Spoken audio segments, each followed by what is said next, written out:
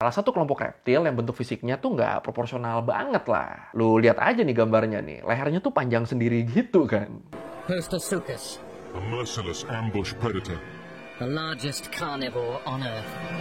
Bentuk-bentuk binatang yang aneh-aneh di zaman Triasik itu tuh hasil dari kita bahas perdinoan lagi. Ya ini sebenarnya nggak dino-dino banget sih. Sekarang gue mau bahas periode awal-awal munculnya dino. Kita bahas periode Triasik. Buat gue periode Triasik ini tuh menarik banget. Soalnya binatang-binatangnya tuh modelnya aneh-aneh, bentuknya aneh-aneh. Banyak bentuknya tuh kelihatan nggak proporsional gitu lah. Kok bisa begitu ya? Yaudah kalau gitu, langsung aja kita bahas kenapa banyak binatang aneh di periode Triasik di Learning by Googling. Jadi bisa dibilang, periode Triasik ini tuh adalah salah satu masa di bumi di mana kondisi bumi tuh ngalamin perubahan besar-besaran. Kalau menurut Natural History Museum, periode Triasik tuh juga jadi penanda berakhirnya era Paleozoik dan jadi penanda awal era Mesozoik. Jadi penanda awal eranya dinosaurus. Nah, masa transisi dari era Paleozoik ke Mesozoik ini, itu tuh bisa dibilang jadi salah satu masa-masa terburuk buat makhluk hidup di bumi. Kenapa gitu? Soalnya di masa-masa transisi ini, bumi tuh ngalamin salah satu bencana kepunahan terburuk yang pernah terjadi. Kepunahan yang saking parahnya sampai dapat julukan The Great Dying. Kematian besar. Di masa-masa ini diperkirakan 90% makhluk hidup di bumi tuh ngalamin kepunahan.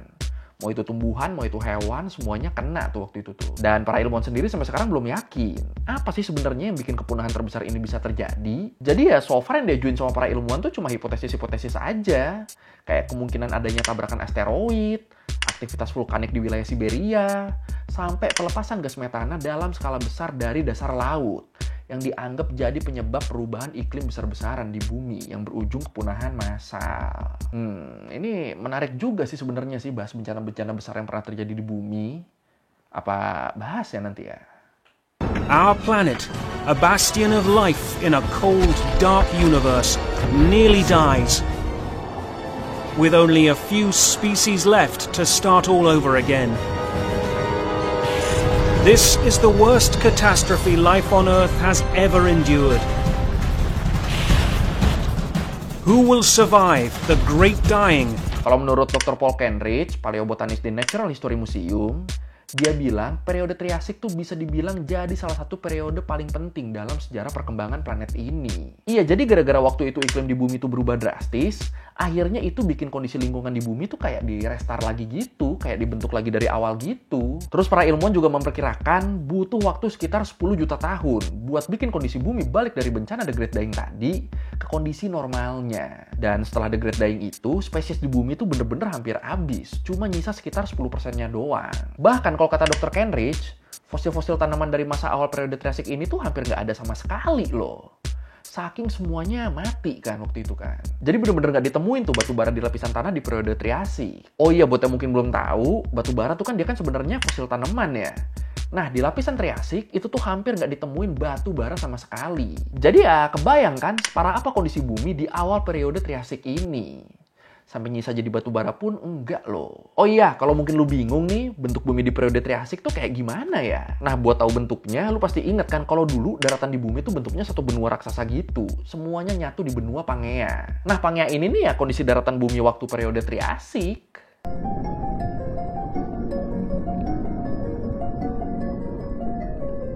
Oke, sekarang kita bahas binatang-binatangnya nih, yang pengen gue omongin dari tadi nih. Kalau kita ngomongin soal binatang-binatang di periode Triasik, peristiwa The Great Dying tadi tuh pastinya ngasih dampak yang signifikan juga ke jenis-jenis binatang yang ada di bumi waktu itu. Bahkan kalau menurut Dr. Mike Day, kurator fosil reptil di Natural History Museum, dia bilang hal yang paling mencolok dari periode Triasik ini adalah adanya transisi dari satwa-satwa era Paleozoik akhir yang didominasi sama Synapsida. Synapsida tuh jenis reptil yang bentuk fisiknya mirip mamalia gitu. Jadi yang awalnya didominasi sama mereka, sama Synapsida, itu terus berubah.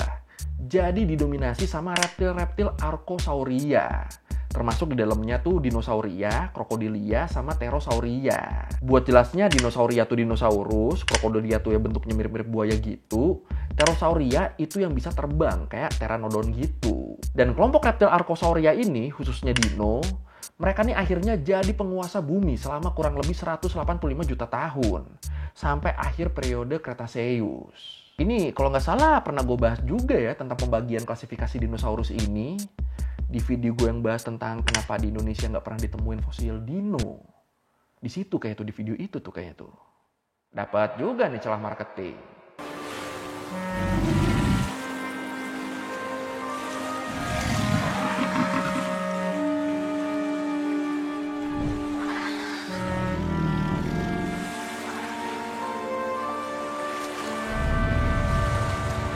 Tapi yang harus kita tahu di sini nih, selain 3 kelompok Archosauria yang gue sebutin tadi, selain Dinosauria, Crocodilia, sama Pterosauria tadi, selain mereka tuh masih ada banyak lagi jenis Archosauria yang lain di periode Triasik ini. Misalnya ini nih, Drepanosaurus.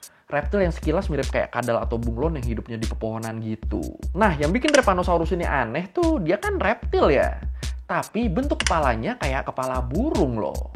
Bahkan di beberapa fosil tengkorak Drepanosaurus tuh ada semacam paruhnya gitu. Terus selain kepalanya yang aneh, di buntutnya juga ada kayak semacam cakar gitu buat ngaitin ekor dia ke dahan pohon. Jadi dia bisa gelantungan di dahan pohon pakai ekornya. Aneh, anjir. Terus yang aneh juga nih ada Canis tropeus, salah satu kelompok reptil yang bentuk fisiknya tuh nggak proporsional banget lah. Lu lihat aja nih gambarnya nih, lehernya tuh panjang sendiri gitu kan. Ini buat detail keanehannya nih. Jadi Canis tropeus ini tuh panjang keseluruhannya tuh 6 meteran. Tapi panjang lehernya doang tuh bisa 3 meter lebih. Ini kan berarti lebih dari setengah panjangnya dia tuh leher doang ya. Aneh, anjir.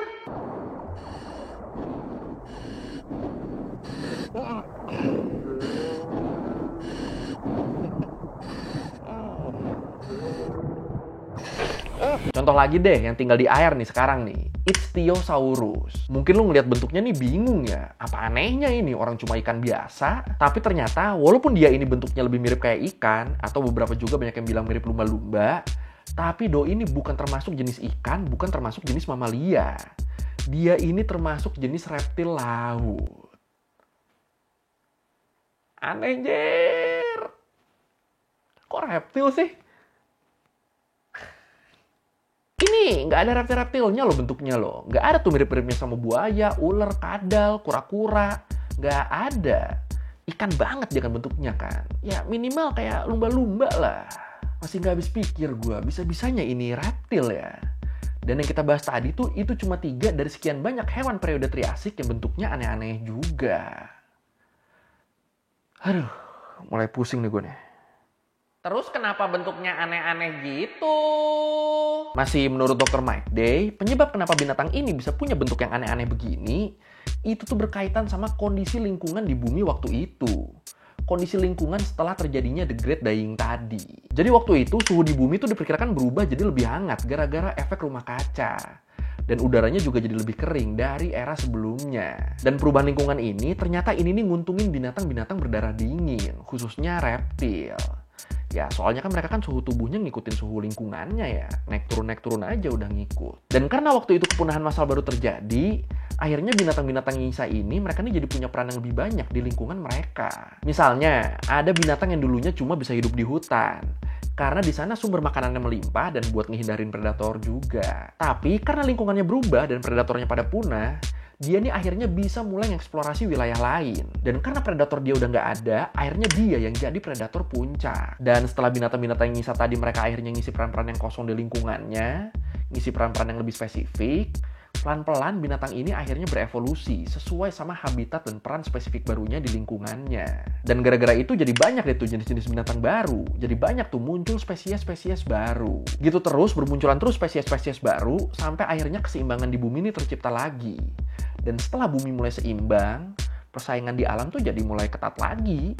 Tingkat evolusi dan keragamannya akhirnya turun tuh di situ tuh. Nah, peristiwa yang barusan gue jelasin tuh kalau bahasa ribetnya tuh dinamainnya tuh disebutnya adaptive radiation. Jadi ya sebenarnya bentuk-bentuk binatang yang aneh-aneh di zaman Triasik itu tuh hasil dari proses adaptasi binatang-binatang tadi ke kondisi lingkungan yang baru. Makanya jadinya ada reptil yang mirip lumba-lumba, ada kadal kepala burung yang bisa gelantungan pakai ekornya, ada yang lehernya kepanjangan juga kan tadi. Ya semuanya nih gara-gara adaptive radiation ini. When fossils of ichthyosaurs were first discovered in the early 1800s, they were, to put it mildly, baffling. The more complete specimens, like those found by Mary Anning in England, revealed animals that were shaped a lot like fish or porpoises, with streamlined profiles, fins, and powerful tails. but their bones were distinctly reptilian. Atau kalau mau lebih jelasnya lagi, kita lihat gambar ini. Ini tuh gambar pemetaan keragaman reptil, khususnya keragaman kelompok Archosauriformes, dari periode Permian sampai periode Triasik. Hasil penelitiannya Martin D. Escure sama Richard J. Butler, dua peneliti dari School of Geography, Earth and Environmental Sciences, University of Birmingham. Ini gue coba jelasin secara simpel ya. Sekarang kita lihat garis vertikal yang ada di tengah tuh, yang ada tulisan Permo-Triassic Mass Extinction. Nah, garis itu tuh batas antara periode Permian sama periode Triasik. The Great Dying tuh ya terjadinya di garis itu. Nah, habis garis itu lu lihat deh tuh, jumlah keragaman reptilnya, khususnya kelompok Archosauriformesnya, itu jadi melonjak tajam. Abis kepunahan massal, mereka langsung melonjak tajam. Kelihatan ya dari sini ya, jenis satuannya tuh jadi nambah banyak tuh setelah garis merah itu, setelah The Great Dying. Makin jadi beda-beda juga kan bentuknya kan. Tapi abis itu kalau lu lihat, jumlahnya turun lagi tuh. Nah, ini turun begini, ini karena ada spesies binatang yang nggak bisa bersaing, yang nggak bisa adaptasi. Mereka akhirnya punah, dan nyisa binatang yang bisa beradaptasi sama lingkungan dan menangin persaingan sama spesies lainnya. Jadi ya gitulah kira-kira kalau dari gambar ini, kelihatan tuh pemetaannya tuh. Sempat membludak spesiesnya, tapi terus ya sisa yang bertahan doang udah. Dan kalau menurut para ahli, sebenarnya fenomena adaptive radiation gini tuh emang fenomena yang bisa dibilang pasti terjadi setelah adanya kepunahan massal. Misalnya nih, selain The Great Dying tuh ada juga bencana kepunahan Triasik akhir. Yang kayak namanya, kepunahan ini tuh terjadi di akhir periode Triasik. Jadi waktu itu di peristiwa kepunahan Triasik akhir ini, banyak kelompok Archosauria yang akhirnya punah. Tapi kelompok dinosauria malah bisa bertahan dan jadi penguasa di bumi di periode selanjutnya. Makanya setelah periode Triasik kan ragam macam dinosaurus tuh jadi lebih banyak ya. Nah ini bisa begini karena ya mereka nih yang bisa survive dari kepunahan dan ngalamin adaptive radiation. After that, we have the big golden age of the dinosaurs that lasted for a long time until it was brought to the end by the most famous, popularly famous extinction, the dinosaur extinction at the end of the Cretaceous. Tapi kalau gitu sebenarnya kan periode Triasik ini kan dihimpit dua peristiwa kepunahan besar ya berarti ya. Dihimpit The Great Dying sama dihimpit kepunahan Triasik akhir. Dan ternyata ini juga lah yang akhirnya bikin binatang-binatang di periode Triasik tuh jadi aneh. Jadi beda dari masa-masa sebelum dan sesudahnya. Karena ya di masa itu banyak banget fauna, khususnya kelompok Archosauria, yang muncul dan punah di periode Triasik.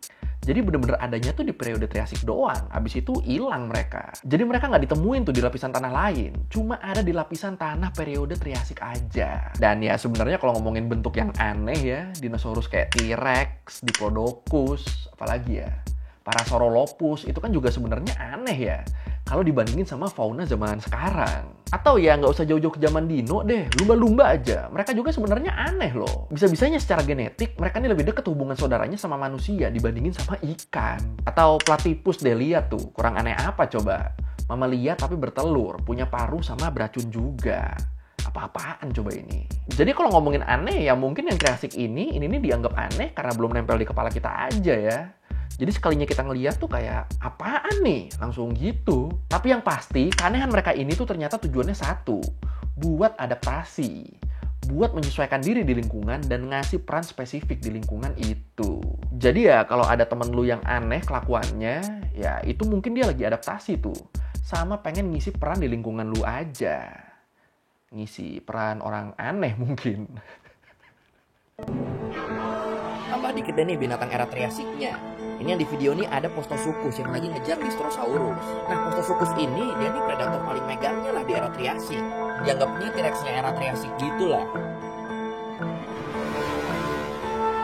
Postosuchus, a merciless ambush predator. The largest carnivore on Earth. Oke, sekian review gue kali ini tentang kenapa hewan-hewan di zaman Triasik tuh bentuknya aneh-aneh. Tapi emang aneh sih. Bisa gitu loh. Kalau merevisi kalau gue udah salah, atau mau nanya, atau mau nambahin dari video, bisa tulis di komen, kita diskusi kayak biasa. Sekali lagi, thank you udah nonton, jangan lupa like, comment, subscribe. Bye.